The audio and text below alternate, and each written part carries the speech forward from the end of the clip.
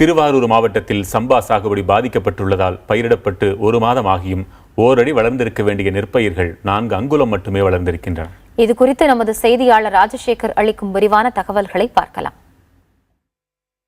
Delta மாவட்டமாகிய Thiruvarur மாவட்டத்தில் இந்த ஆண்டு குறுவை சாகுபடி முற்றிலும் பாதிக்கப்பட்ட நிலையில் தற்போது சம்பா சாகுபடி தெளித்து 1 மாத காலமாகியும் பயிர்கள் தற்போது கருக தொடங்கியுள்ளது. இதற்கு முக்கியமான காரணம் தண்ணீர் இல்லாத என விவசாயிகள் தெரிவித்துள்ளனர்.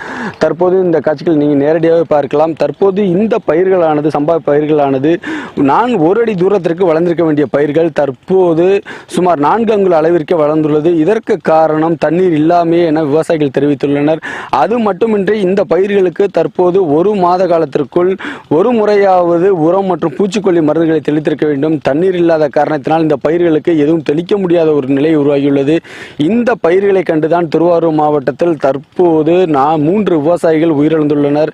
இந்த தற்கொலைகளை தடுப்பதற்கு மத்திய மாநில அரசுகள் உடனடியாக நடவடிக்கை எடுக்க வேண்டும்.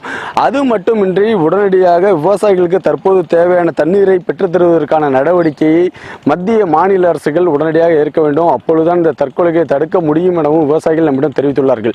புதிய தலைமுறைக்காக ஒளிப்பதிவாளர் முத்துக்குமாருடன் திருவாரூரிலிருந்து ராஜசேகர்.